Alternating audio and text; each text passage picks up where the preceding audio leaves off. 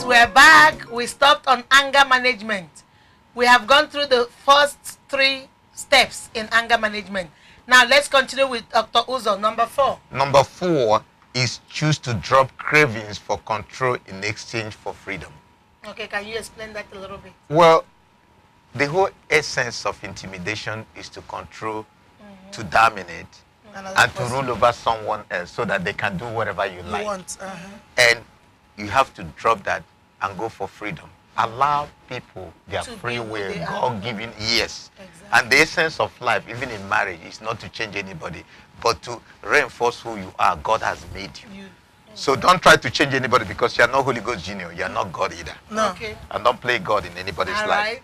Now, 5 is ground yourself in truth by setting aside idealistic myths. Okay. You mentioned it.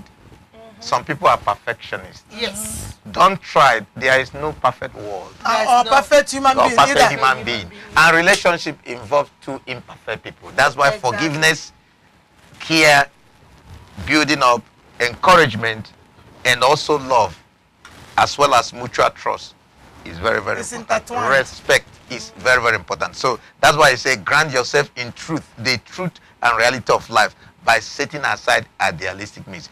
See, there are things that doesn't exist in a perfect world. As long as we have 5 fingers, all of them are not equal. Nobody is perfect. And you have to set attainable goals. Exactly. That's and what then exactly, so that you won't frustrate yourself. So that you don't frustrate yourself. Yes. And then anything that is not measurable is not manageable. That's correct. That's why we call it, you know, how do we say it? Realistic goal. Realistic goals. Yes. Set realistic goals. And before you continue with number 6, I think I read somewhere, I think a man and a woman, they were celebrating their children's 75 years of being married. And the question was asked, what is the secret? You know, how did you guys do this? And the man laughed. The man said, I will give you my definition of marriage so that you can understand why we have been married for 75 years. And he said, marriage is the coming together of 2 imperfect people that have decided to accept each other exactly the way they are. All right. That is the definition of marriage.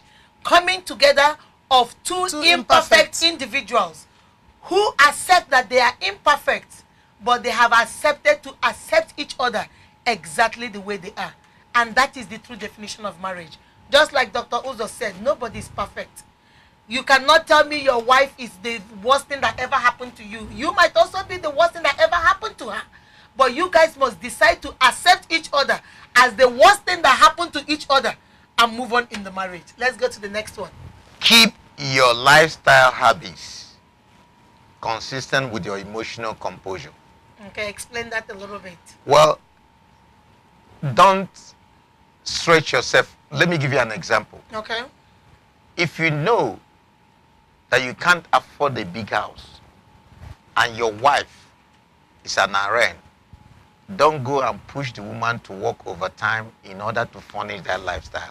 Exactly. Cut your coat according to your size. A lot of people create this stress for themselves, and that's why at the end of the day, people will get to the breaking point. She will walk and walk and walk, and then before you know it, she's gone. And you'll be surprised. I've seen that happen in Houston. I've heard the stories here and there. And because of that, the woman will react.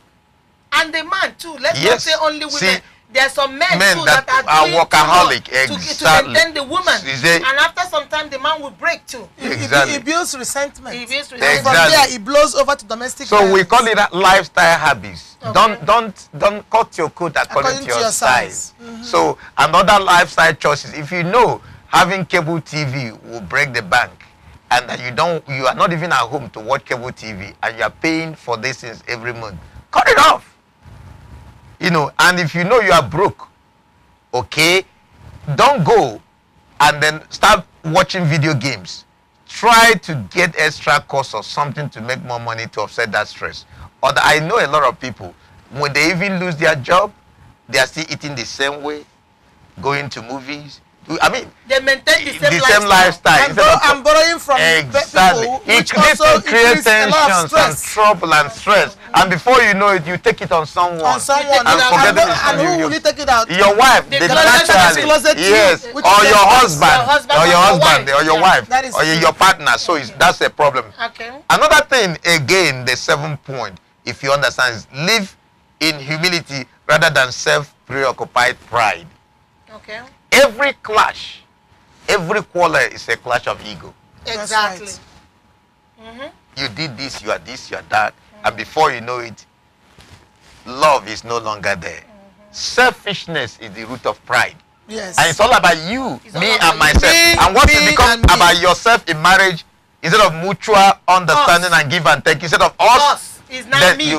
Before you know it, it will get to the extent that abuse. This is what I want. This is how I want it. This is what I want to do. So it becomes all about you and what you want. It's no longer about the two people that are in the relationship. And because of that, it creates tension and all kinds of abuse before you know it. And these are things we can foster. Okay, number 8 said, hold your defenses to a minimum. Trust your healthy assertion. Let me reiterate here. He said, hold your defenses to a minimum. Trust your healthy assertion. You know, don't defend every single thing. Don't be too defensive. Yeah, don't be too defensive. And instead of your wife or your husband ask you a question, you just put them over and say, why are you asking? You know, I mean, if it's a genuine thing and you know that the man just want to ask, some people ask questions out of curiosity. By now, you should have known the person you married. That you have been living with. Exactly. For example, like you said, the last time we told, let's say your wife normally comes back by 6 o'clock every day. But this particular day, she's late. And out of concern, not because he wants to be nosy, the man might say, oh, sweetie, what happened? You came late today. Why are you asking? Do you think I went somewhere? Why are you accusing me of something? The man just asked a simple question and you're being over defensive. Exactly. He just asked a concern, a question out of concern. But now why are you asking me? You want to control me? Why do you want to know why? Can't I come back 6:30? Must I be here 6? You know, you're blowing it out of proportion. And like he said, some people are, you live with a man or you live with a woman, so you know who they are. Yes. I have my husband is one of the people that we ask you questions about everything. Out of curiosity. Yes, and it's out of curiosity, but that's his nature. So you have to understand that he asks questions about every single thing. And you can't get upset and say, oh, you're always asking questions. But he doesn't, he's asking you questions. Oh, what is going on? It's their personality. Some people are inquisitive. That's his personality. So those are the things that you're talking about. You have to understand that. Yes, you have to put it in perspective. But you won't allow that to trigger to other factors that we're talking about. But you have to understand so you can compromise with your partner if you have one of such partners. Number 9 is accept the inevitability of loneliness as you struggle to be understood. You know, one of the 7 habits of highly effective people is, first of all, understand the other person, then before you are understood. But what we do it the opposite. We want them to they understand us before we understand them. So people, when they say, oh, I have an understanding husband, I have an understanding wife, what they mean is that they're having their way. That's correct. But you understand? So you can't have your way always. So sometimes you have to be lonely and misunderstood until things resolve. Yeah, exactly. So this involves patience and working out and process. Tolerance and working out process. Because nothing happens overnight. Because by now you should have studied and known. Because the Bible said, dwell with your wife according to knowledge. That knowledge is very, very important. Okay? Now, number 10 is relate to others as equals. Don't elevate yourself above them or degrade yourself to an inferior position. Yes, exactly. I like number 10 and I want us to talk a little bit about that. Because most of the time in relationship, especially abusive relationship, if the man is the abuser, he elevates himself and puts the woman down. And then putting on and then he's dominating. Yes. And if the woman is the abuser, the other way around. She thinks that she's too good. So for you to have a solution to this, you have to be on the same level. You guys must be equal. Nobody is more important. Nobody is less important. And nobody's opinion is more important than the other. Exactly. Or nobody because any of us can be wrong. Yeah. and nobody is the wiser than the other. You guys are supposed to be working together as equals for the common good of because you might be wiser in one perspective, another person will be wiser in another perspective. I found out, Dr. Uzo, is that it's almost like that's how God makes it. Something that this person doesn't have, that not that she doesn't have, but she is weak in, is something that I am stronger in. We're supposed to complement instead of competing. That is correct. Because if you notice, if a man is weak in some area, the wife will be strong. Most of the time, that area where he's weak is where his wife is. In fact, that's why you married her. Yeah. And then where the woman is weak is mostly because where the God man wants is it strong. wants a balance something in the relationship. Exactly. That's correct. So don't use that weakness as now a and way pray on it and now control. Pray on it and control and intimidate and manipulate. That is correct. Because she's weak in that area, God wants you to be strong in that area, so that you in that family unit you have that that balance. For instance, there are homes where the wife is a good money manager, yes, and the man is more reckless or spendthrift. Okay. So if you recognize that your wife that has skill in that area, let her manage Let her do it. Guys, you guys should listen to this. It's very, very important because of our culture. Our men always have the misconception that they are the better managers. But like he said, the wife may be a better manager. Utilize it so that you can avoid domestic violence situations and the family can grow. Because 56% of the time, money is always an issue. Exactly. 56, no. I'm just I'm conservative. Okay, because it's over that, about 70, closer to 80% of the time, money, financial problem is the issue in our marriage. Because that's why I picked up particularly that example, because a lot of times people will think, oh, I'm the man. Yes. Well, you don't have to be the iron man. You see, the whole thing is that your strength under control is wisdom. Exactly. But most often, people think that, oh, if I allow the woman to manage the money, that means I'm weak. No. In fact, it is strength, because you know your weakness and you know that your wife is better in that area. Let her manage the funds, because she's more detail-oriented, so to speak. And most families that try that in real life, even our friends, you see that they are progressing. Because they know, they've identified maybe the woman is the weak one or the man is the weak one, and they are giving the financial control to the one who can do it better. You see them progressing. And another thing I want to point out here, audience, I want to clarify something before we move on. I don't want you guys to think it's only the financial aspect. Yes. No. It can be in every other way. We're using this as an example. If your wife or your husband is better at something, let them do it. Because that strength under control, like Dr. Uzo said, is wisdom. Yes. It helps the family unit. If you know, some people, some men don't know how to talk publicly. Yes. But their wives might be beautiful orators. Yes. Let her do it. Don't feel overshadowed by her. Let her do it. Intimidated. Let her do it. Why some women can't say a word? Yes, they are intimidated by crowd. Why their husbands are orators? Let your husband speak. It doesn't mean you're a weak woman. It doesn't mean you're no longer intelligent. It doesn't mean that you're now, you have been put down. No. You give each other their own strength. Yes, it may not be your area. It might not be your area. And you project each other. That way the family can be projected. And support each other. Because you are working for one goal. Exactly. You want the family unit, the family dynamic. You want success. It's about the family. You see, the people who are complete, they don't need to compete. No. Exactly. That's true. There's no need to compete with your spouse. Yes, you complement each other. And that's the problem. It even happened in the church. Some people, their wives are prophetess and the man is a pastor. You say, oh, is it every time you are prophesying? Everybody knows you. They are calling the prophet. It happens even in the church. But they forget it's the Holy Ghost talent. That is her own Holy Ghost gift. Another thing, Dr. Pra, another thing I've noticed in churches too. I am a strong believer that people are called individuals. Yes. I believe that I might be called to be a pastor. And when your husband is not even called. That my husband is called to be a pastor. No. I might be called to be an evangelist, a prophetess. That doesn't mean my husband is called to be a prophet. But the problem we have in families, also in churches, is that people begin to think because my husband is a pastor and I am a prophetess, the man begins to be intimidated that the wife is always prophesying and people are always going to her. Or the woman will begin to think my husband is just a pastor. I want to be an evangelist. I want to be the one traveling. It is the same thing in the family.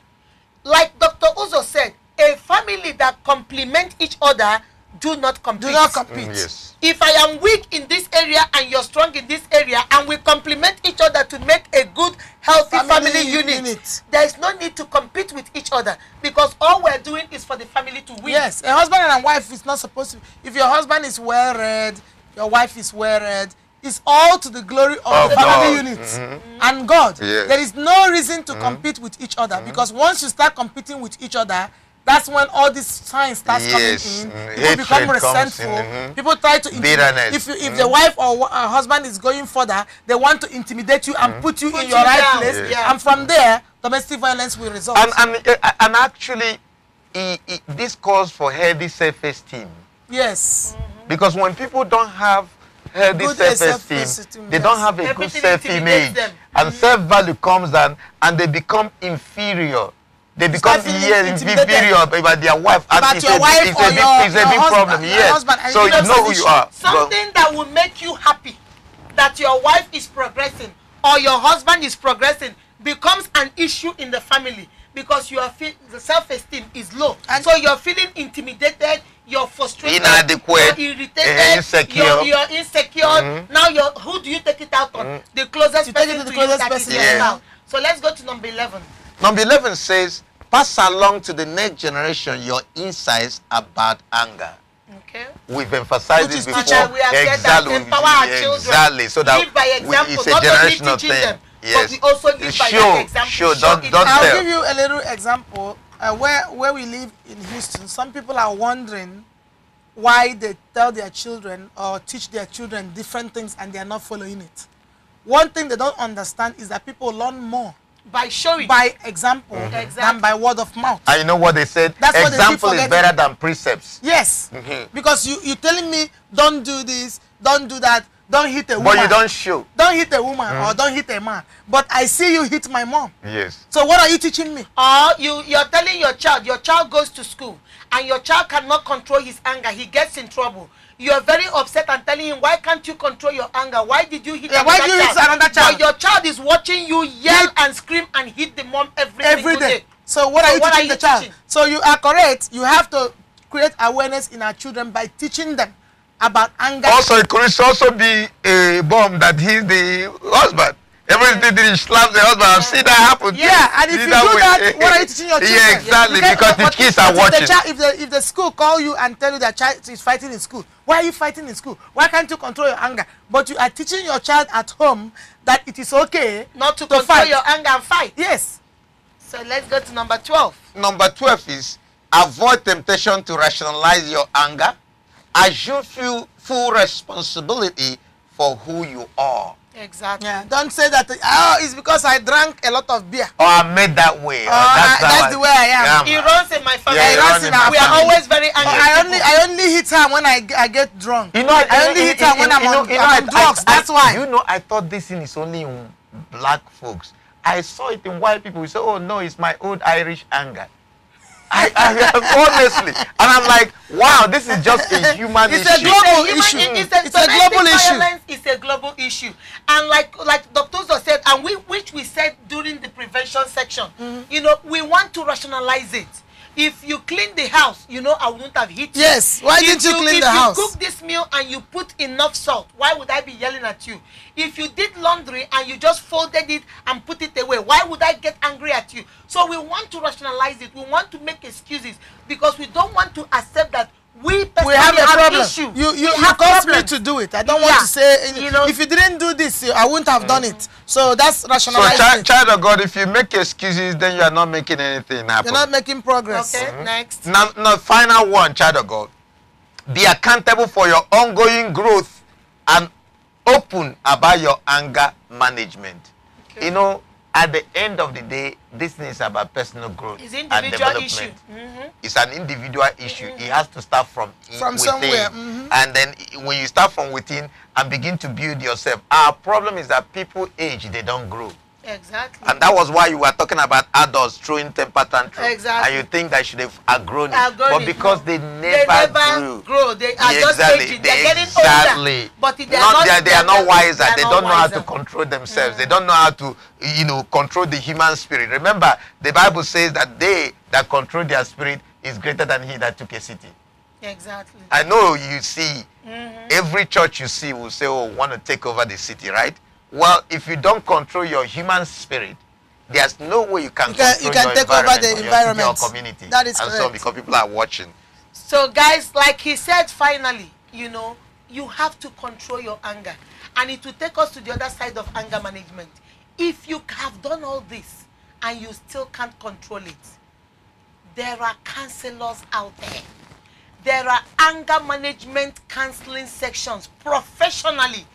People are trained to help you, give you the steps, give you coping skills, yes, give you techniques, strategies, ways to control it. Guys, it's an individual issue. I cannot want help for you more than you want it for yourself. That's correct. I might want you help for you, but you also have to want help for yourself. And that is the only way we can make any kind of progress. Go out there. Go, like we said, Google it. On the internet, look for anger management centers, counseling sessions, anger management therapists, and psychiatric doctors. Go out there and get people to give you the steps to manage your anger when you have done everything. Now, let's go to the fourth solution, counseling. Marriage counseling, guidance and counseling. It is available in churches. Yes. Some of us don't want to go professionally, especially Africans.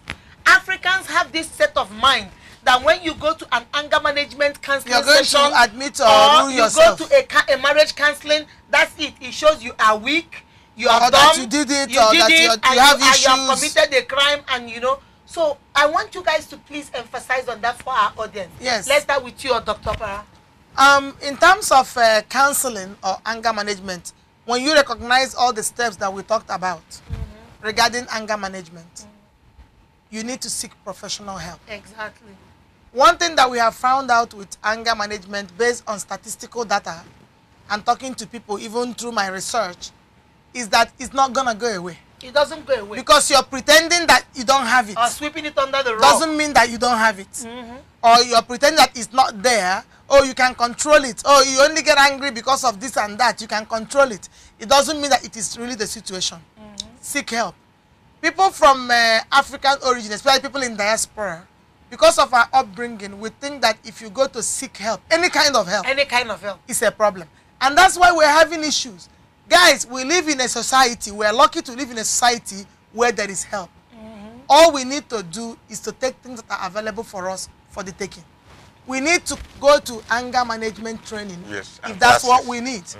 Take those classes, attend those sessions. In that group session, you talk to people who are having the same issues that you're having. See how they are solving it. It will only not make you a better person, it will make for a better life. Go and get counseling. If the marriage is down the rocks, do not be ashamed of your marriage going down the rocks. There are what people will say. Because what we worry about in don't worry about what people will say. Hey, what are they going to say? They're going to say my marriage has broken down. It doesn't matter. And this thing is why we take abuse. So if we can go and get the help, we will stop taking abuse. We need to go and touch counseling. Most of our people, like places like Catholic Charities, yes, they have counseling centers. Which is even free. Which is free. You don't even need to pay for it. You don't have to pay for it. Most churches have it. Most churches have that. And some people have graduated scale of fee scale. Yes. Graduated fee scale where you can start out with $45, $30, you know, something small. You pay as you go. Yeah, and you pay as you go. That way you can get some help. Get help, people, get help, and get your spouse to get help. Marriage counseling will help you walk through some of the issues that you have built up and may give you a chance to start afresh, which will give you a better relationship. So counseling, anger management, these things, talking together, group sessions, hanging out, going to talk to other people, getting a mentor to help you. So that when you are blowing out of proportion, somebody will talk to you. Get a mentor. These things are the solutions that you can have to help you with anger management and avoid domestic violence. Dr. Uzo, I want you to chime in counseling. No, part of the counseling, which because as a pastor, I want you to get the spiritual, you know, it's very, very important because this is, you know, we don't see spiritual things here, and yet it's the supernatural that is controlling the natural, the unseen control the seen and shape the physical. Now, look at it this way, child of God. I've discovered that most of the violence are actually caused by spiritual forces. You know, this is beyond the scope of medicine and psychology. Why I'm saying this is that you discover what we said in the past, that when children are growing up and they saw abuse and they vow to themselves and say, look, mommy abused, daddy abused mommy, I'm not going to do that to my wife, or I'm not going to do that to my husband if he's a lady. At the end of the day, they do the same. Abusers. Because they can't control it. Exactly. The reason is because it's a familiar spirit that runs in the bloodline or in the pedigree or generation. Now, if you don't break it through deliverance, it will transfer to the next generation, even though you made the vow. Because people don't even know themselves.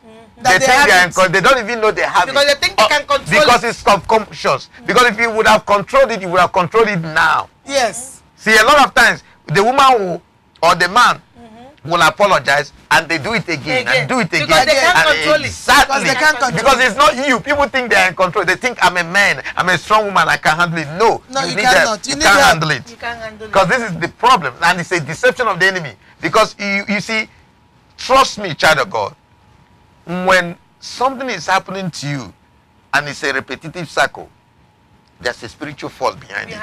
That's true. And because of that, look for a pastor that understands deliverance. Exactly. I'm not talking about the pastor that will tell you, hey, you're a child of God, nothing will happen and so on, and yet he sees the problem and he's denying himself. Until you die. Because I've seen some pastors counseling people, you have to stay in the marriage now because of the kids, you know, you cannot separate this and that because they want their members to remain loyal.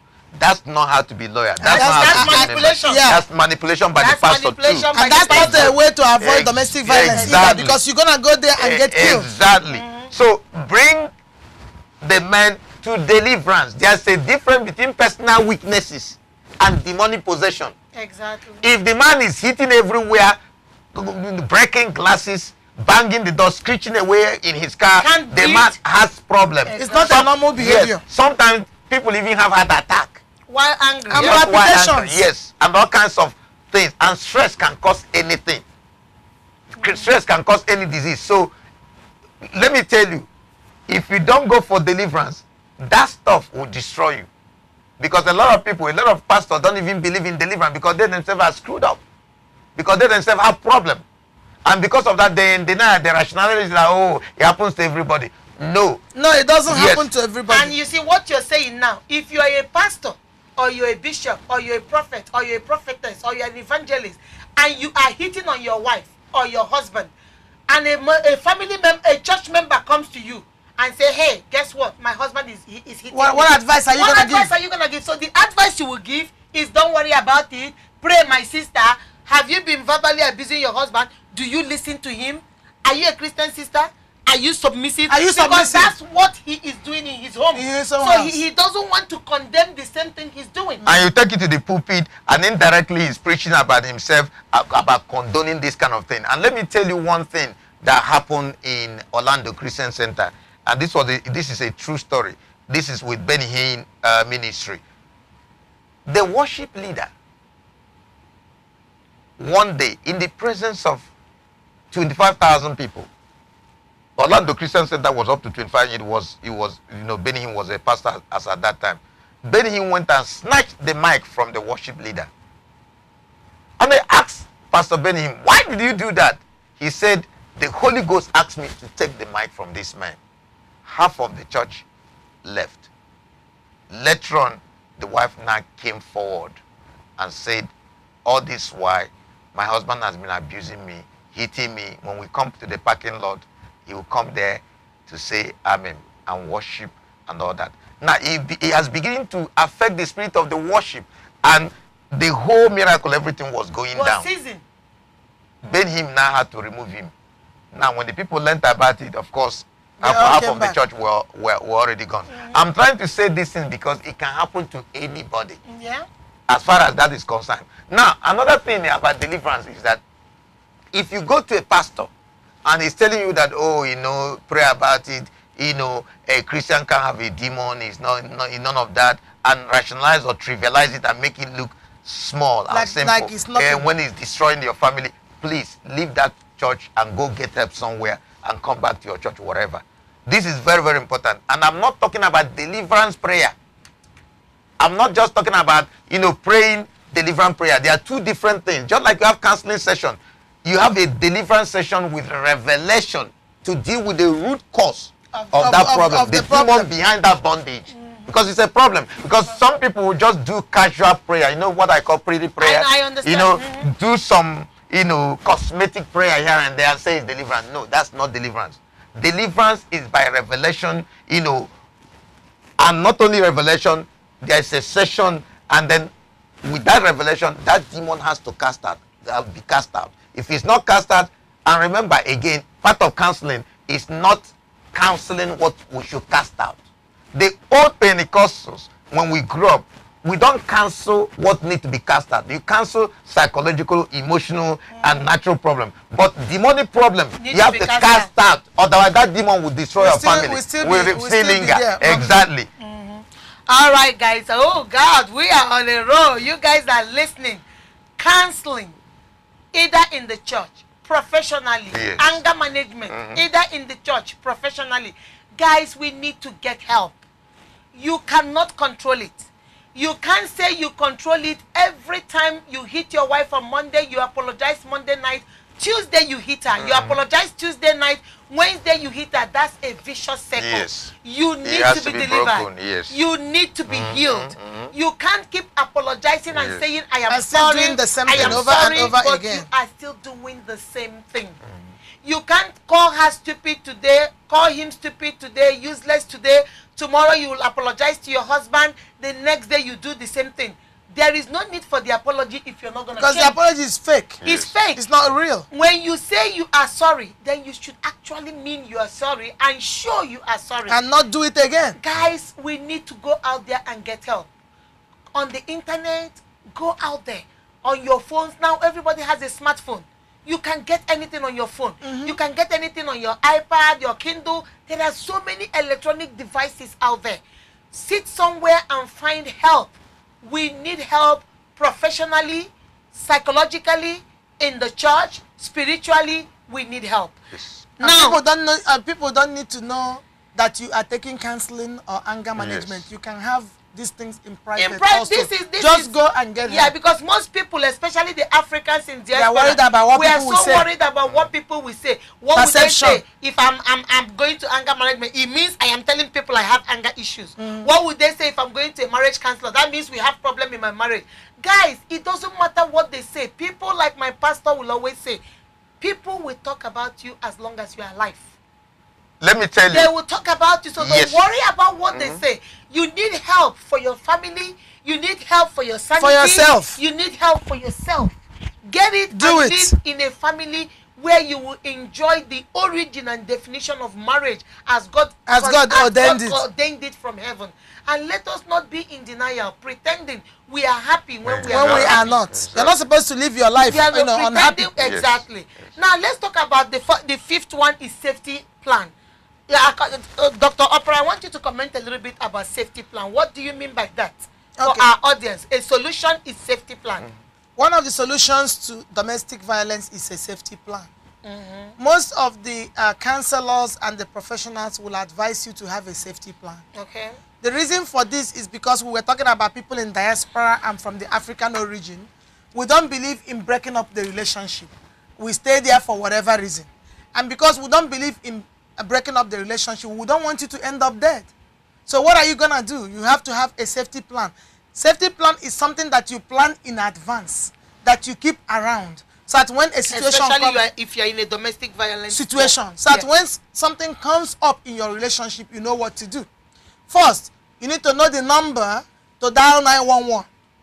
2, you need to know the number of the nearest domestic violence center, 1-800 number of the nearest domestic violence center around where you live.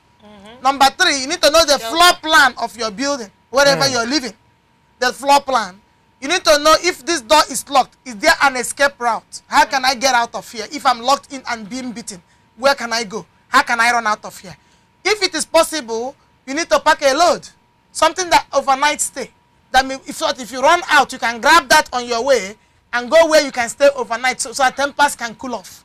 If it is a friend's house, a family, these are things you have to keep handy. You have to keep handy a friend's house where you can call and go. If you have a car, make sure you have a spare key hidden somewhere. So that in case he takes the key. Yes, if you make that escape and someone seizes something, you can also make that escape with your key. Make sure that your children are in a place where they are safe. You can grab them and go. Make sure that things are put where, if your husband is the violent type, gun, whatever, make sure that every time that gun cabinet is locked. And hide the key if you have to, so that he cannot reach it immediately when he is angry. Yes. Make sure that knives and other destructive weapons are put in a place where they are not easily reachable, especially when you see that he is boiling over. Make sure that you take a time out. If it's something that is very confrontational, make sure you take a time out and walk out. Go to a friend's house. Go somewhere. Allow the temper to cool off before coming back. These are some of the things you can put in place. Put the number of the police right there and then, because there is a situation you can find yourself where you cannot escape. Maybe he has locked the door, you can't go anywhere. Dial 911. If it's something you don't have your key and your children are in the house, shout out for them to call for help.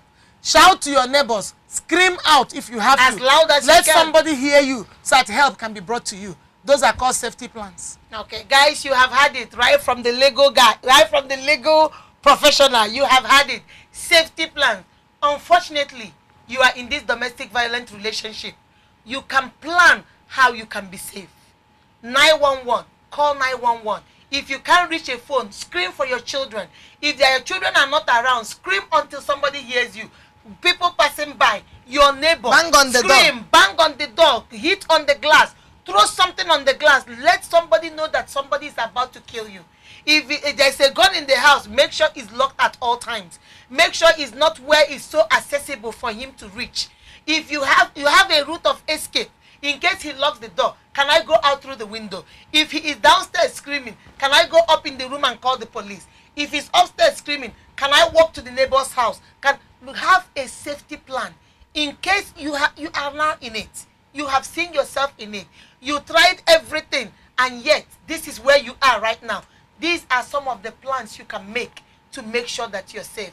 Guys, we're going to take a little break, and we're going to come back and continue.